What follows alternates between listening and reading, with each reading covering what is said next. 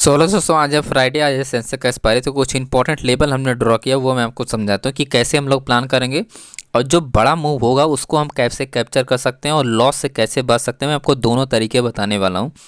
देखो दोस्तों, अगर इस एरिया पे क्यों मैक्सिमम लोग की नज़र यहाँ पर होगी, सब लोग ट्रेड करने की कोशिश करेंगे कि ये एरिया ब्रेक होगी तो हम लोग ट्रेड करेंगे, सभी के सभी लोग ट्रेड करेंगे। ऐसा कोई भी पर्सन नहीं होगा जो इस ब्रेकआउट पे ट्रेड नहीं करना चाहेगा, राइट।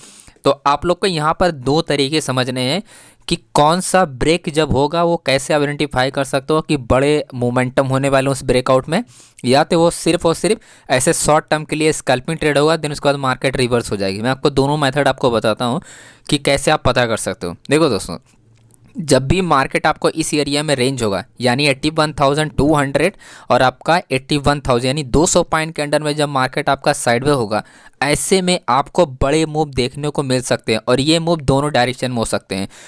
बशर्ते अपने को एक पॉइंट ध्यान रखना होगा कि वॉल्यूम आपका सबसे पहले आपको नोटिस करना है कि वॉल्यूम, राइट।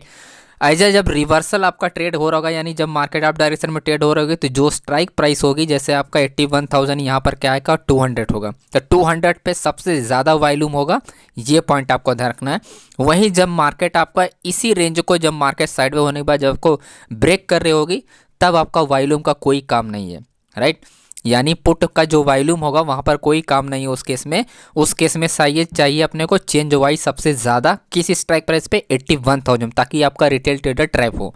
ओके, तो दो कंडीशन आपको ध्यान रखनी है। अगर रिवर्सल होगा तो वॉल्यूम की जरूरत होगी आपका 81,200 पे, और अगर डाउन डायरेक्शन के लिए ब्रेक होगा तो 81,000 पे मैक्सिमम चेंज ऑफ इंटरेस्ट होना चाहिए ताकि रिटेल ट्रेडर उस केस में ट्रैप हो।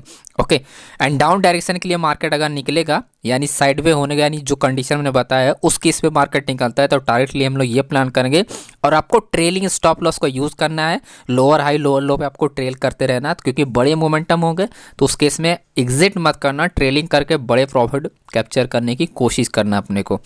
दूसरा केस वो हम समझ लेते हैं कि जहाँ पर हम लोग लॉस कर सकते हैं या फिर हम स्कैल्पिंग कर सकते हैं। देखो दोस्तों, मार्केट अगर इस लेवल को डायरेक्टली ब्रेक करता है यानी बिना रेंज हुए अगर इस एरिया को ब्रेक करता है, क्योंकि सबकी नज़र होगी तो सब लोग यही सोच रहे हैं कि मार्केट ब्रेक करेगा तो हम लोग ट्रेड के लिए प्लान करेंगे, राइट।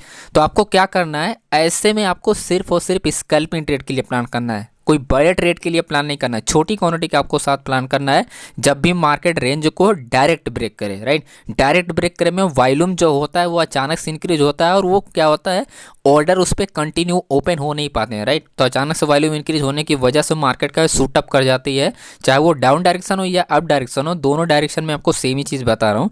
अप डायरेक्शन के लिए अगर निकलती है मार्केट तो हमारा यही टारगेट होगा 81,700 या आपका 800 का हमारा टारगेट। वहीं डाउन डायरेक्शन के लिए हम लोग जो 80,400 का जो हम लोग प्लान कर रहे हैं, ये तो तब जब हमारा साइडवे होकर ब्रेक करेगा तब, राइट। अगर स्कैल्पिंग कर रहे हैं तो स्कैल्पिंग का कोई भी टारगेट आप आइडेंटिफाई कर ही नहीं सकते हो, क्योंकि अचानक से मार्केट मोमेंटम होती है और उसके समय मार्केट मूवमेंट करने के बाद रुक जाती है। तो स्कैल्पिंग ट्रेड हमेशा आपको सिर्फ अपने रिस्क रिवार्ड पे करना है, ना कि आपको इस एरिया में या इस एरिया तक आपको वेट करना है। तो आई होप आप ये छोटा सा वीडियो आपको काफ़ी ज़्यादा हेल्प करेगा एक्सपायरी दिन ट्रेड करने में। और तो वीडियो को लाइक करके और चैनल को सब्सक्राइब करना। मिलते हैं इस वीडियो में, एंड बाय बाय।